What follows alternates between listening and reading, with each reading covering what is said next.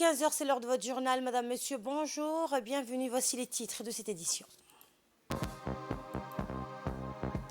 Djibouti passe au vert avec des parcs solaires dans les zones franches.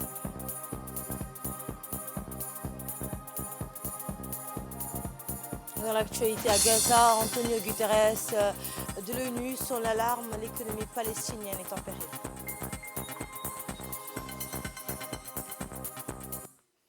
Après son lancement officiel par le président de la République, la 3e édition de la Foire internationale de Djibouti se poursuit au centre d'exposition internationale situé sur le site de l'ancien port de Djibouti.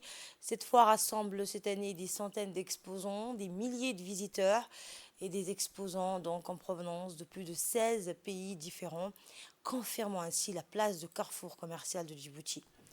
La radiodiffusion télévision de Djibouti n'est pas en reste, puisqu'elle a érigé également un stand pour proposer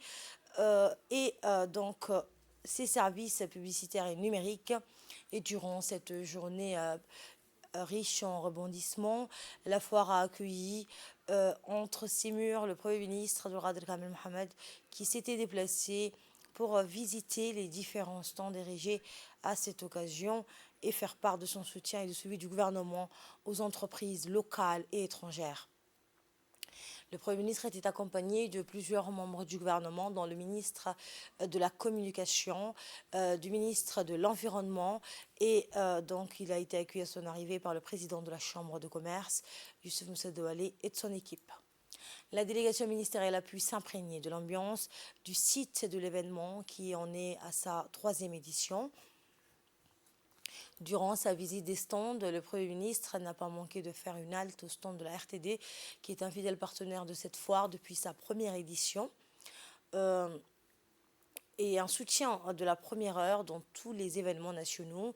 Enfin, avant de poursuivre sa visite des quelques 200 stands, le Premier ministre et notre ministre de tutelle, le ministre de la Communication, ont posé pour une photo de groupe avec la responsable de l'équipe commerciale de la RTD, Amran Saïd, et son équipe. Cette marque d'estime a prévalu à la RTD de recevoir des mains du président de la Chambre de commerce, Youssouf Moussa Doualé, une récompense à la chef de service technico-commercial de la RTD. Les agents commerciaux donc de la RTD sont à pied d'œuvre durant toute cette semaine pour attirer et fidéliser le maximum de clients.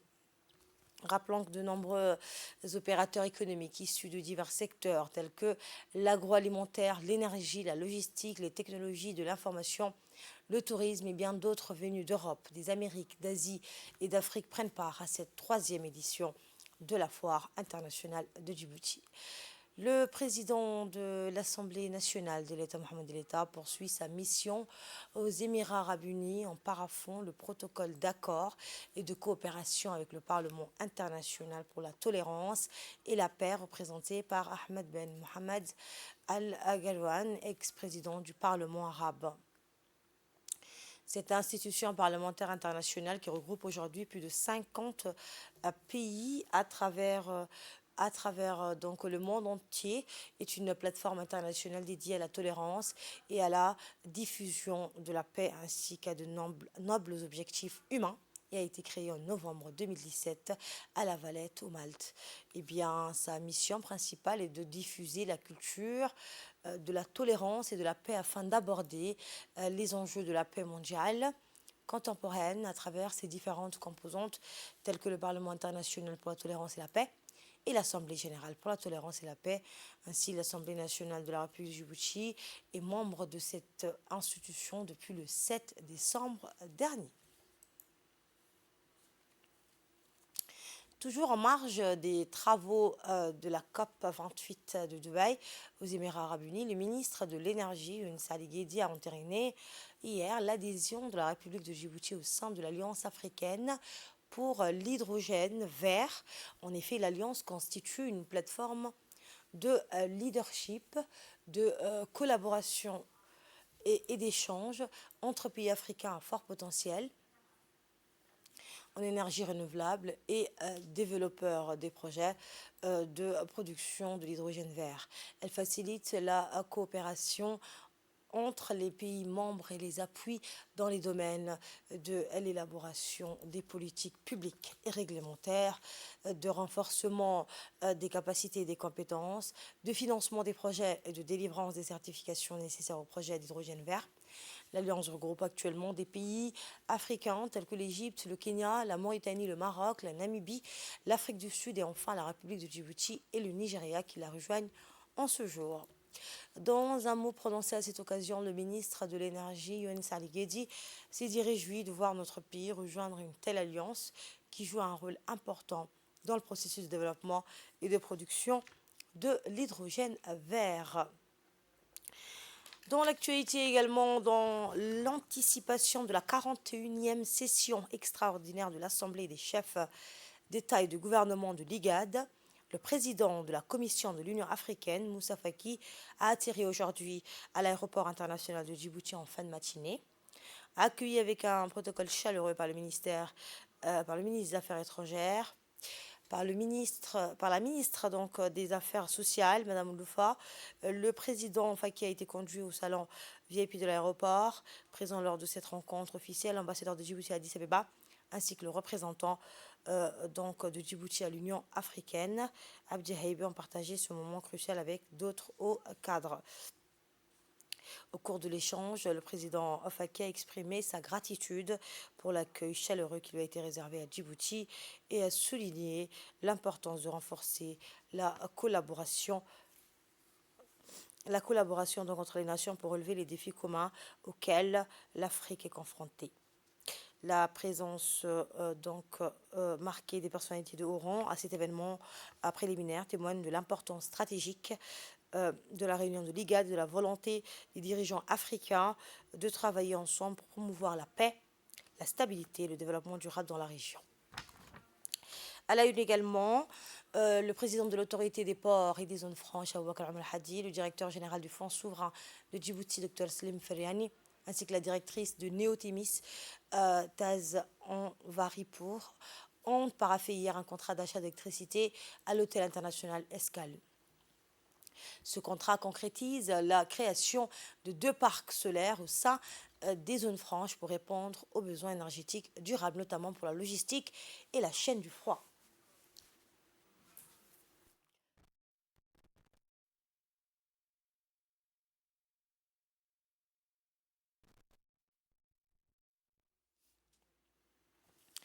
Eh bien, les besoins, pour répondre donc, aux besoins énergétiques durables, notamment pour la logistique de la chaîne du froid, les besoins énergétiques ainsi que du système d'irrigation de la ferme hydroponique. Cet accord marque un pas concret vers la vision Djibouti 2035 en intégrant des pratiques respectueuses de l'environnement dans les zones franches et les parcs industriels. Cette transition énergétique à PK23 ne se limite pas à une simple symbolique, elle positionne la zone franche comme précurseur de l'industrialisation verte en réduisant les émissions de carbone et en adoptant donc des pratiques durables. Cette avancée cruciale témoigne du leadership de Djibouti dans la promotion des énergies renouvelables en Afrique dans le cadre de l'industrialisation verte. Toujours dans le fil d'actualité, nous passons maintenant à la journée de commémoration de la journée internationale de la lutte contre la corruption qui a été organisée par la présidente de la Commission nationale indépendante de la prévention et de la lutte contre la corruption, Madame Badria Zakaria Cheikh Ibrahim, qui a livré un discours lors de cet événement.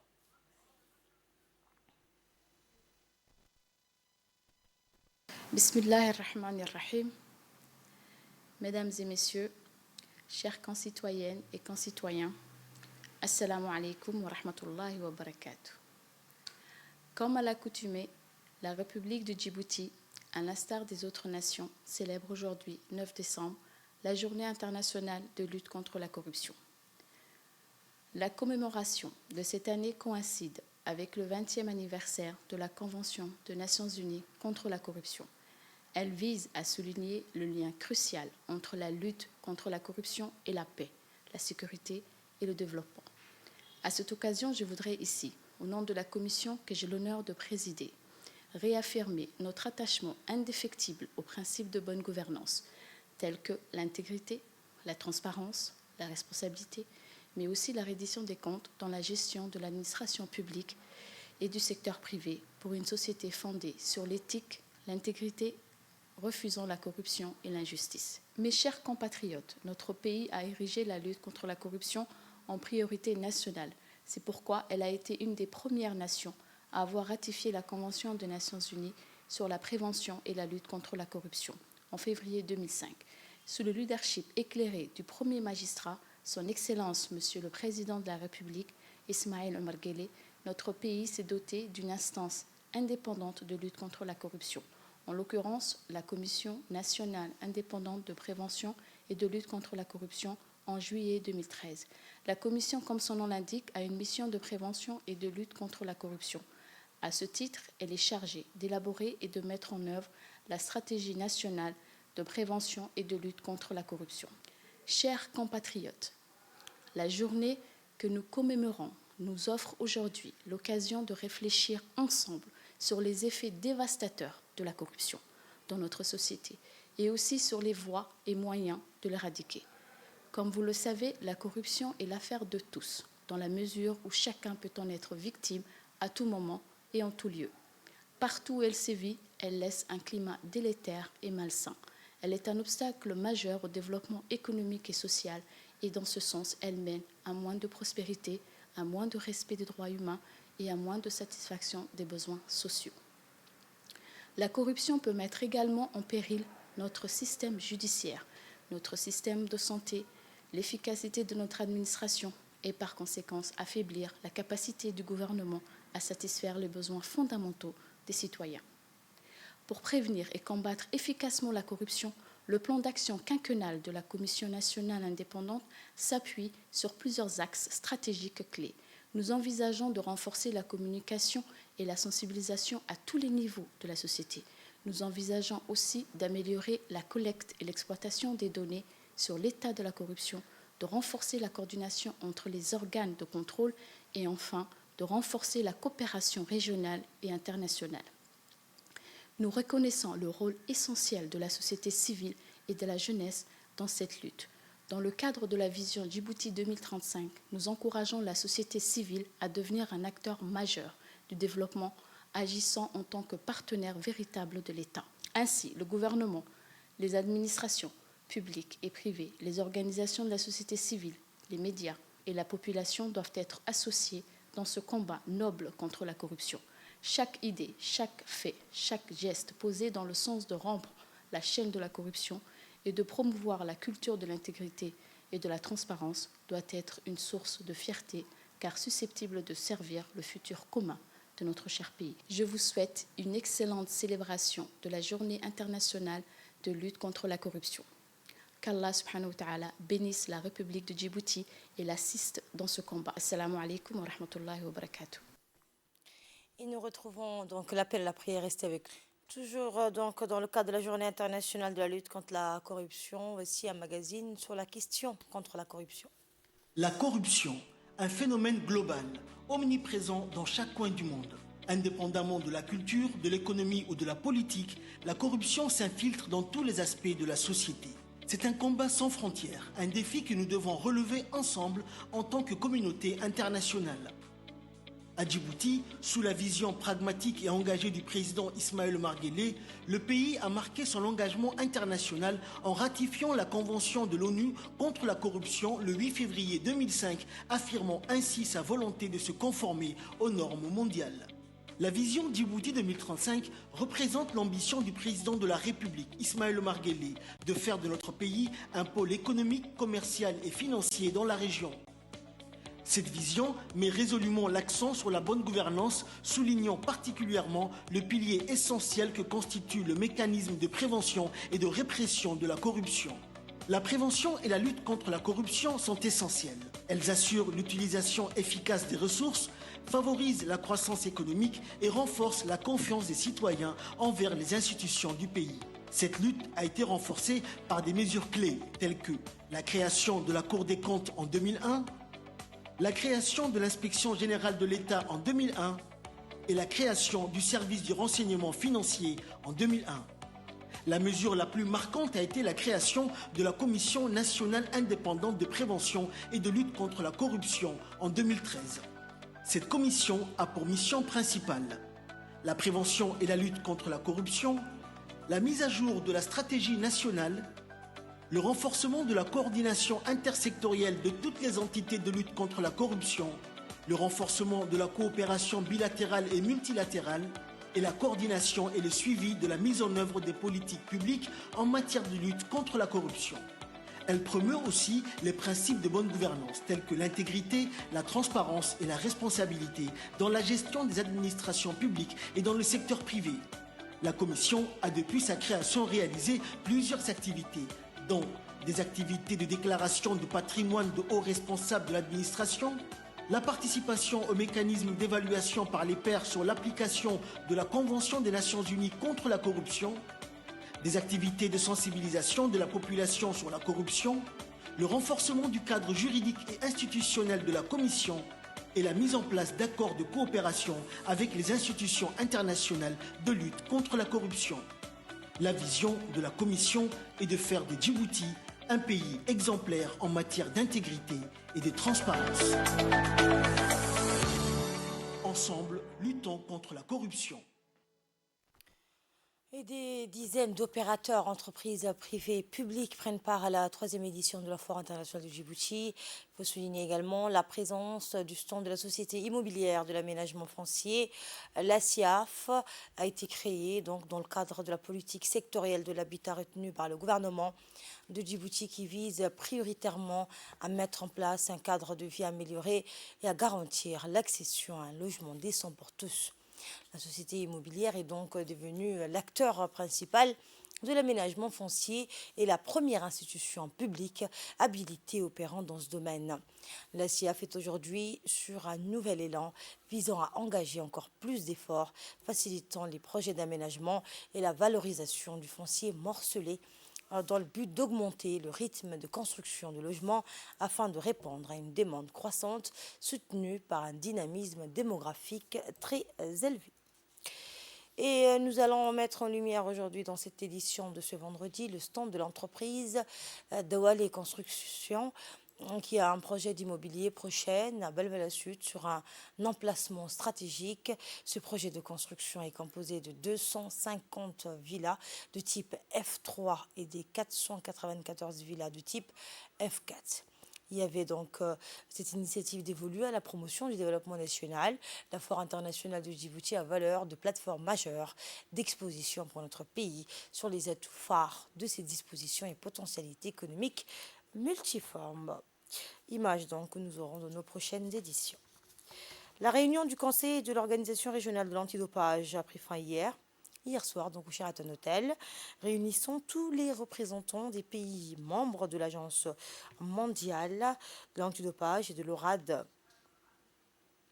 Les congressistes ont convenu des rapports d'activité financiers pour l'année 2023 ainsi que de la programmation pour 2024. Une augmentation de frais de cotisation statuaire de $700 pour l'année 2024 a été adoptée à l'unanimité. De plus, la création d'un fonds commun des pays membres pour soutenir les projets de formation et les tests supplémentaires a été discutée avec un consensus pour sa mise en vigueur à partir de 2025. Il a été décidé que les Seychelles accueilleront la prochaine réunion du Conseil donc en décembre 2024. À la clôture du congrès, les participants et les organisateurs ont été conviés à un dîner de reconnaissance offert par l'Agence mondiale de l'antidopage à l'hôtel Acacia.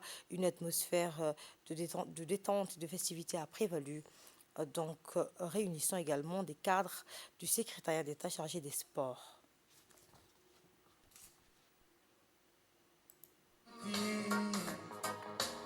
Ma patrie.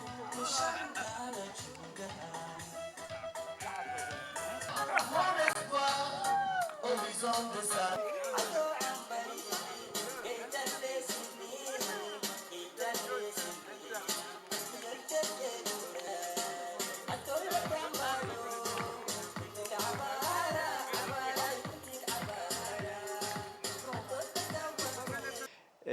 Les travaux, nous l'avons commencé depuis hier, matin et soir. Et aujourd'hui, nous avons travaillé durant toute la matinée et également actuellement jusqu'à 17h. Donc, le ministre voudrait être avec nous pour clôturer ces travaux très importants pour l'avenir de notre organisation. Mais il a eu un empêchement, donc il est là avec nous, bien qu'il n'est pas physiquement présent. Donc, encore une fois, merci au nom du secrétaire d'État chargé des sports, mais également des autorités djiboutiennes. Nous sommes très fiers d'avoir pu organiser cette réunion du Conseil de l'ORAD et nous comptons, Inch'Allah, que l'édition 2024 se tiendra dans des meilleures conditions. La salle du Conseil régional de Dikil a abrité hier une réunion de mobilisation et de sensibilisation sur la lutte contre la malnutrition des enfants et de moins de 5 ans.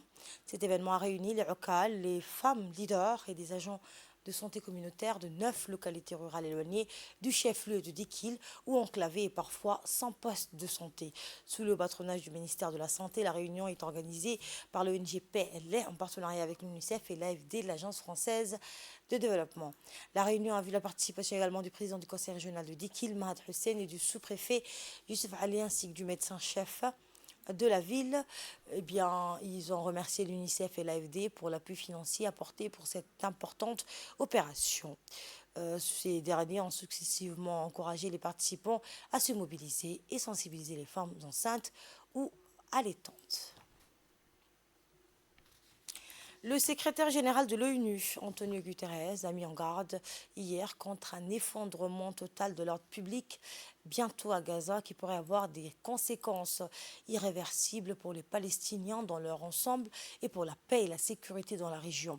Les combats ont encore fait rage jeudi autour des plus grandes villes de la bande de Gaza. Dans le sud, des centaines de milliers de civils se sont massés depuis le début de la guerre à proximité de la frontière fermée avec l'Égypte, fuyant les combats dans le nord et à confronter à une situation humanitaire catastrophique.